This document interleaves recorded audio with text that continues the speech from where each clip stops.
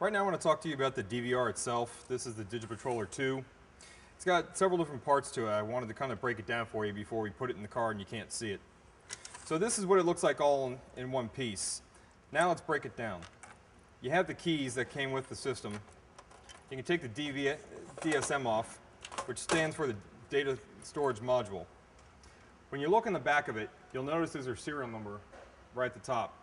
So if you put any labels on it, don't cover that up and be sure to copy that down. That makes keeping inventory a lot easier.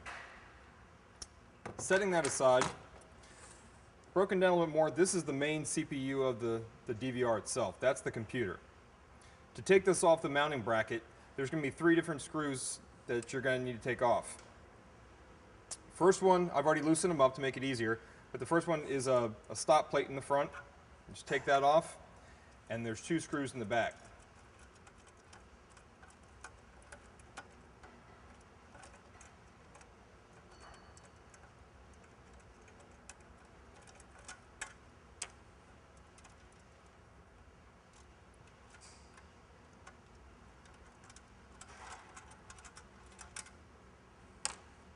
Lastly, there's an additional 2 screws in the back that we placed to make sure that the computer itself is well connected to the backplane.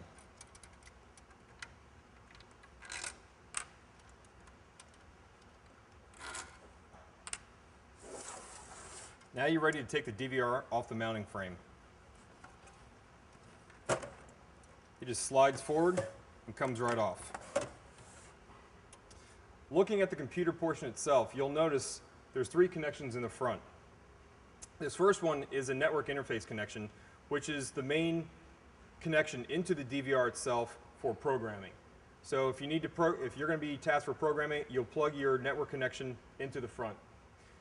Every DVR that comes out of the factory has the same IP address for this network interface, which is 192.168.1.1. So keep that in mind if you need to program this. These 2 are linked USB connections. Only one works at a time. You can use either one, but you can't use both at the same time. Next, you have lights in the front for the health status of the DVR itself. Red is bad. That means that there's an error, and in the manual itself, there is a indication of what each light means. A flashing green light, the center one right here, that means that the health monitor of the DVR itself is good, and yellow means warning.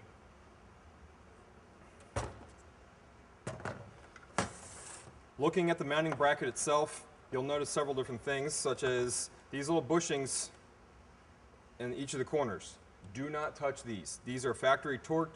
We are not allowed to adjust them whatsoever, so do not loosen them, do not tighten them. Just leave those alone. You will use these 6 holes, either one, for mounting the DVR into the vehicle. Now let's look at the back. The back plane has all the connections for all the cables that we've been running. In the manual, it will correspond each of these X numbers with what the plug is. You'll place the main camera into X1, the secondary camera into X3. If you have additional cameras, you're going to use 2 and 4. You have your main power in X15. You have your microphone in X14, the rear microphone. You have GPS in X17. You have your GPIO in X10. You have your microphone in X13. You have your other inputs such as your radar into X12. You have your LCD into X5. Now, as I showed you on the front of the DVR, you had a network interface connection, just like these 2. X6 and X7 are identical to the one in the front. They're all bridged. You can use any one of them, but the one in the front's the easiest to get to. Now you'll notice one over here to the side, which is X8. That is the upload one. So when we plugged in or when we mounted the upload port in the trunk, you're going to plug it into this one. Be sure that upload port plugs into this. If you plug them into these, you're going to have an upload problem. You also have a USB connector here, which is the same as the front. And those are the connections in the back.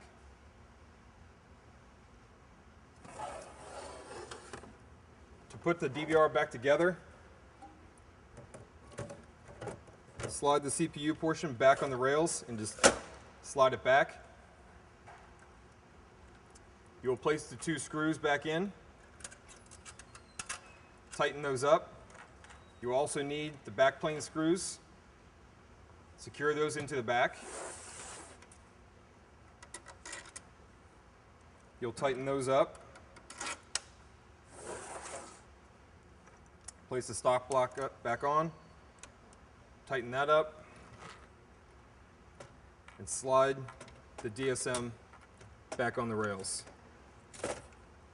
And that'll lock back into place. And that's the DVR.